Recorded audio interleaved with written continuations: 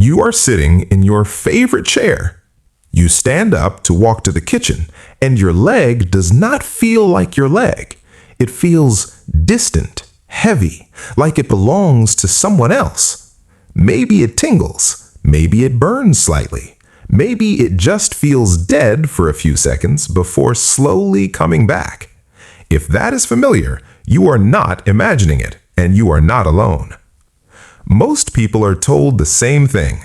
Walk more, keep moving, stay active. And they do. They walk every day, and the numbness keeps coming back. Here is what most doctors do not have time to explain during a 10-minute appointment. Walking does not restore the circulation and nerve activation that legs lose after 60. It maintains what you already have. It does not rebuild what is already fading. There's a specific reason this happens. After 60, the small blood vessels that feed your leg nerves begin to lose their ability to open and close on demand. At the same time, the muscles that squeeze blood back up toward your heart grow weaker. The result is pooling, reduced nerve signal, that strange disconnected feeling you know too well. The good news is this: certain movements, not walking, directly target those blood vessels and those muscles. They force circulation into the exact areas where nerves are going quiet. By the end of this video, you will know the 5 best exercises to do that, ranked in order, from helpful to the most powerful ones science has found for leg nerve health in adults over 60. Before we begin, I want to ask you something. Tell me in the comments, when does your leg numbness happen most? When sitting for long periods or when you first stand up? Just type sitting or standing. I read every single comment. Let's start with number 5. Number 5 is called the ankle pump. It sounds simple. Do not let that fool you. After 60, the muscles in your lower leg begin to lose their pumping power. Your heart pushes blood down to your feet easily. Gravity helps with that. The problem is getting it back up. Your calf muscles are supposed to act as a second heart. Every time they contract, they squeeze blood upward through your veins. When those muscles weaken, blood pools in your lower leg. Nerves sitting in that pooled, oxygen-poor environment begin to send strange signals: tingling, numbness, that heavy, disconnected feeling. Walking contracts your calf muscles, but only briefly and only when your foot pushes off the ground. It never fully holds the contraction long enough to fully clear that pooling. The ankle pump does exactly that. A study published in the Journal of Vascular Surgery found that rhythmic ankle movement significantly increased venous blood flow in adults with lower limb circulation problems. The effect was measurable within 2 minutes of starting the movement. Here's how to do it. Sit in a firm chair with both feet flat on the floor. Slowly lift both heels as high as they will go. Hold for 2 seconds at the top. Then lower slowly back down. That is 1 repetition. Start with 10 repetitions. Rest 30 seconds. Do 2 sets. Your goal over 2 weeks is 3 sets of 15. You may feel a mild ache in your calves. That is the pump switching back on. That ache is circulation returning to tissue that has been waiting for it. Now, let us move to number 4, and this one targets something the ankle pump cannot reach, the nerves higher up in your thigh. Number 4 is called the seated march. Here's something most people do not realize. The nerve that controls sensation in much of your leg runs through a tunnel created by your hip flexor muscle.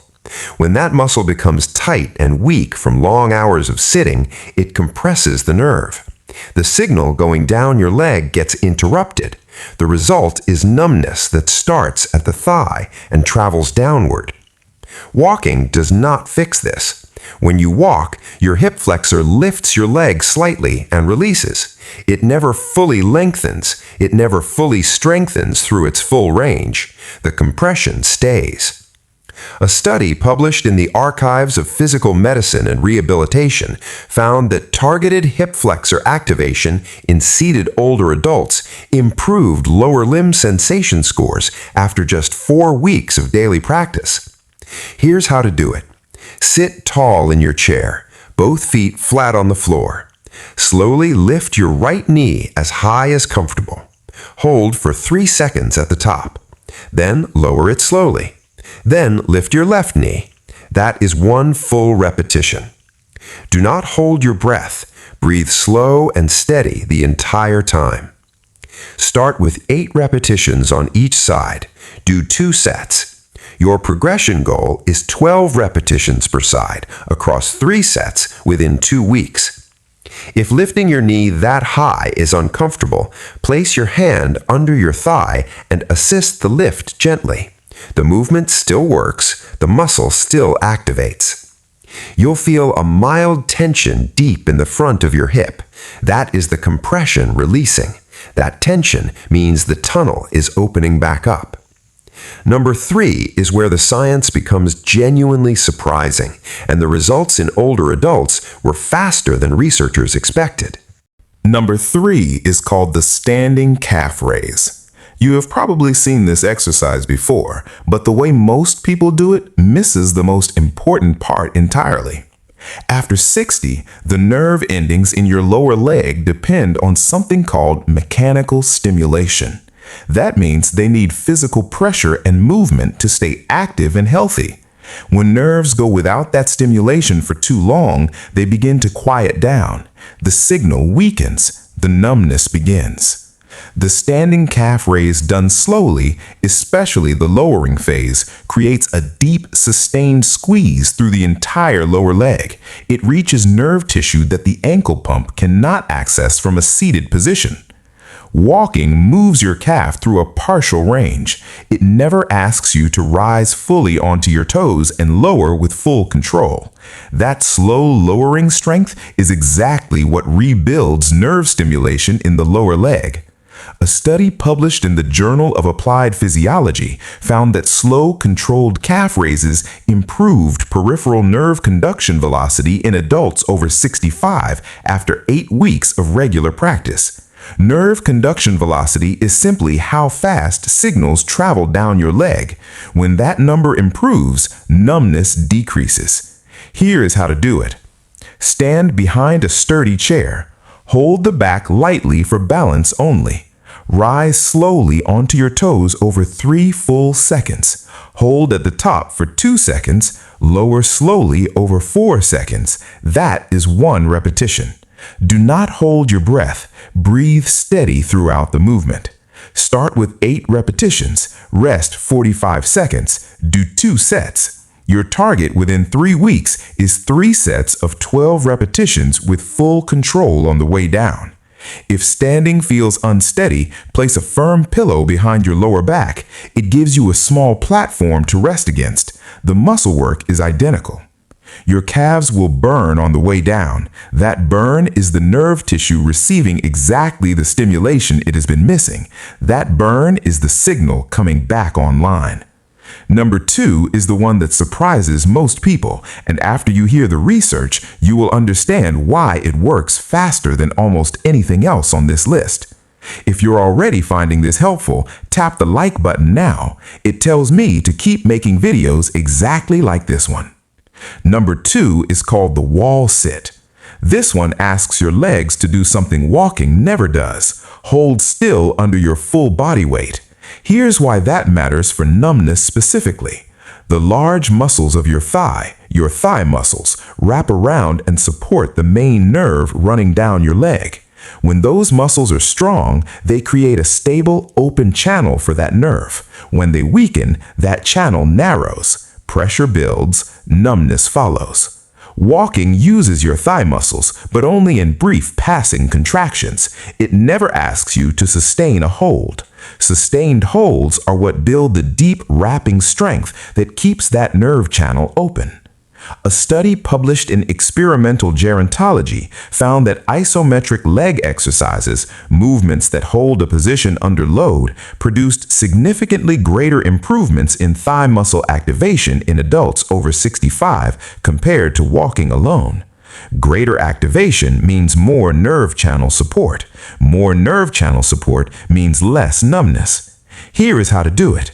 Stand with your back against a smooth wall. Walk your feet out slightly and slide down until your thighs are as parallel to the floor as you can manage. It doesn't need to be perfect. Even a slight bend counts. Hold that position. Do not hold your breath. Breathe slow and steady the entire time. Start with holding for 10 seconds. Rest 1 minute. Do 2 holds. Your target within 4 weeks is 3 holds of 30 seconds each. If sliding down the wall feels unsafe, place a firm pillow behind your lower back. It gives you a small platform to rest against. The muscle work is identical. Your thighs will shake. That shaking is your nervous system recruiting every available muscle fiber. That shaking is the channel around your nerve being rebuilt in real time. Now we come to number 1. The research on this movement stopped me when I first read it. It's the one exercise that addresses the root cause of leg numbness in ways nothing else on this list can fully match. Number 1 is called the slow squat to chair. This is not a regular squat. The speed is everything, and the science behind it changes how you will think about leg numbness forever.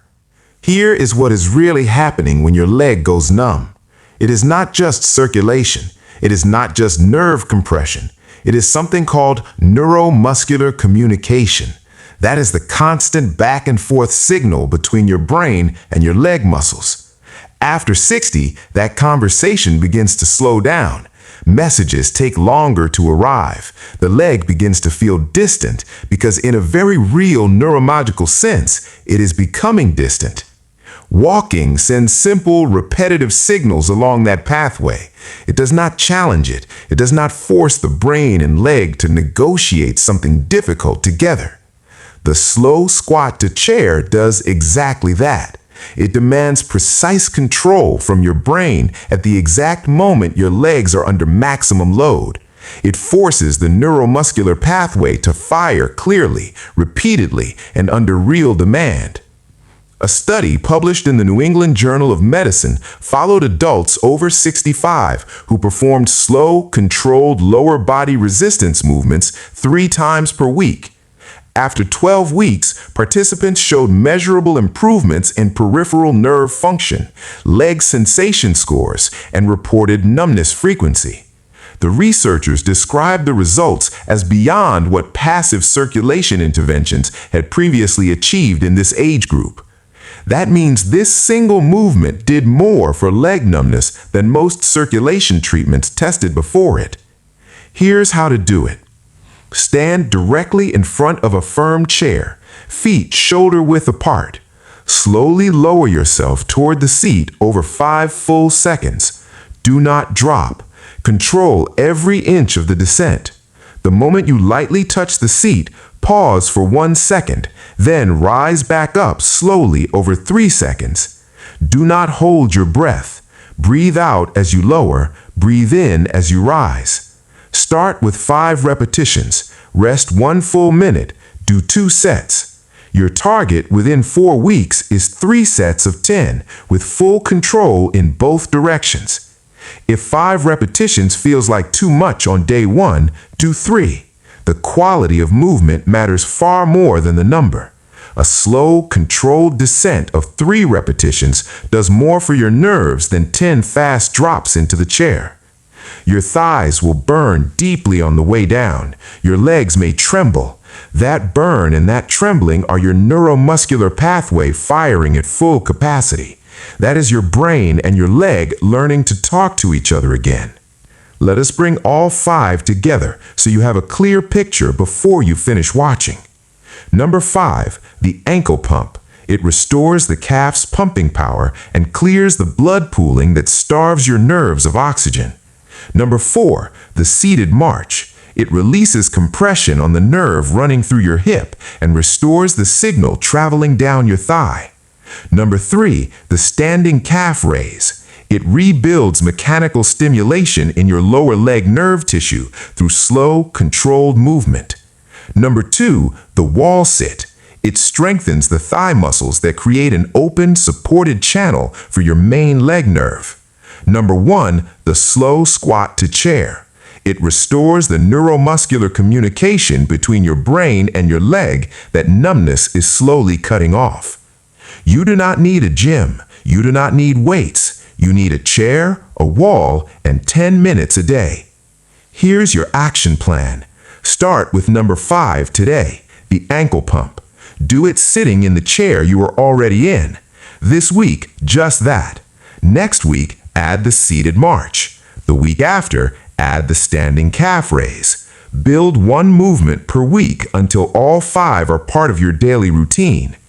Within 1 to 2 weeks of starting, most people notice the first change. Not full relief, something smaller but unmistakable. A morning where the leg feels more present. A moment of standing up where the numbness clears faster than it used to. That is the nerve pathway beginning to respond. That early change is real. It means the process is working.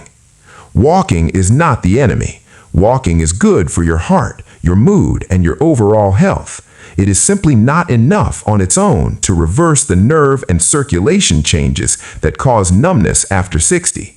These 5 movements fill the gap that walking leaves behind. If you've noticed that your legs feel weak when climbing stairs, not just numb, but genuinely weak in a way that stops you mid-step, watch this next. It targets exactly that. The cause is different from numbness, and the solution is specific. I will show you the 5 movements that rebuild stair climbing strength after 65, starting from your very first step. Thank you for spending this time with me today. Now go start with number 5. Your legs are ready to wake back up.